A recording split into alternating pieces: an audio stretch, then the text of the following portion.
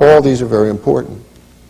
So the combination looks at both cognitive and behavioral aspects and also embraces the emotional or affective component, but in a little bit different of a way in terms of its focus. It's not the same type of focus as Leslie Greenberg or Susan Johnson would do with their emotionally focused approach, which has a lot of good qualities about it and has some good research to back it.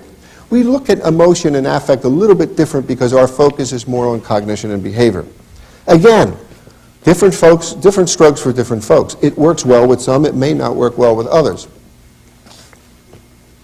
There are a number of myths that have developed or generated as a result of this.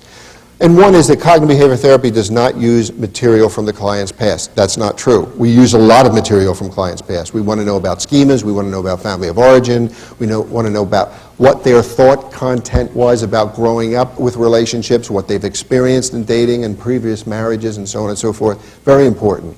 The other one is that cognitive behavior therapy does not use the therapeutic relationship in treatment. Not true. Again, many people have this misnomer about Albert Ellis, who would just be very blunt and very brash and just tell people, you know, you change your thinking, it's stupid, you're thinking in the wrong direction, do this and do that.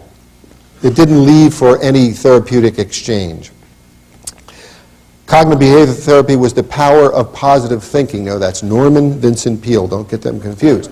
It's that we're not only concerned about positive thinking, we're concerned about balanced thinking.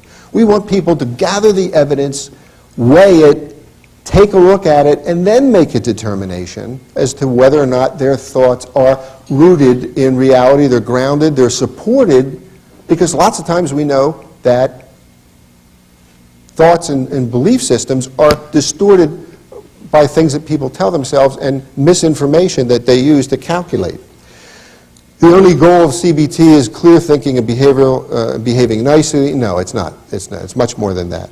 And CBT is ultra-cognitive, and it only fails to deal with people's emotions. It's not. You'll see in some of the films today, we deal a lot with emotions, because isn't that what people come with when they first come into our offices? They don't just come out and tell you their behaviors or their automatic thoughts. They're usually very emotional. There's an emotional display. We have to do some emotional processing a little bit before we can even get to some of the other things that we have to deal with. I remember a young lady that I saw that was just so emotional when she came in because she was only married 6 months and her husband was having an affair already. And you know, I sat with her for a couple of sessions and I let her vent and I really let her start to unwind a little bit, and then I tried to introduce a little bit of, you know, some cognitive intervention about having her think about the relationship, because she was so focused on this woman, this bitch that she was referring to, that stole her husband from her and ruined her marriage. And I said to her, well, you know, I know you're upset, and you have every reason to be, but I'd like you to start to think about the fact that the affair was really more of a symptom, that there is something much deeper going on here in the relationship, and that's one of the things that we would really begin to look at. And she thought for a minute, and she said, yeah, well, I just want you to know that that symptom is out having sex with my husband as we speak. She wasn't ready to go there. Sometimes people are just angry and they need to be angry for a while, so helping them process the anger without introducing into any kind of restructuring right away is what we need to do. So we shift our focus a little bit.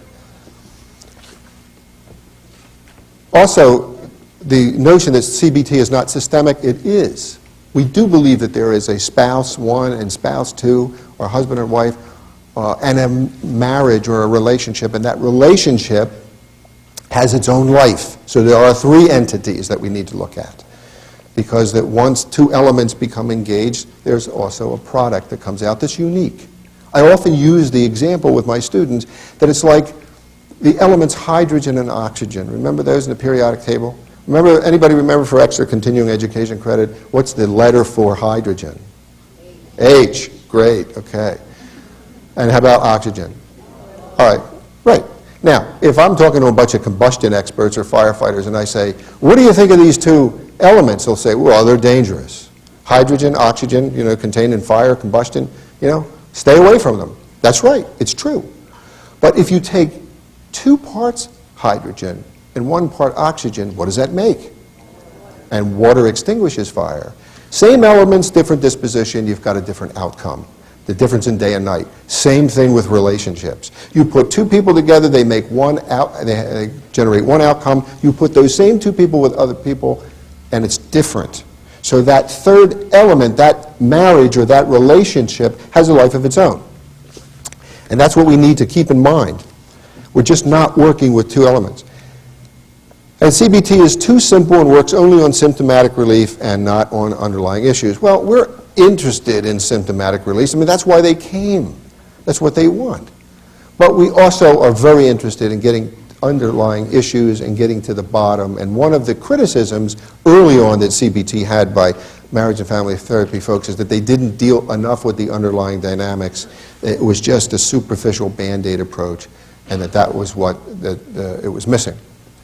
So, CBT, or if we use it with families or as well as couples, there's a wide variety of presenting problems that we can deal with that often helps us, such as schizophrenia.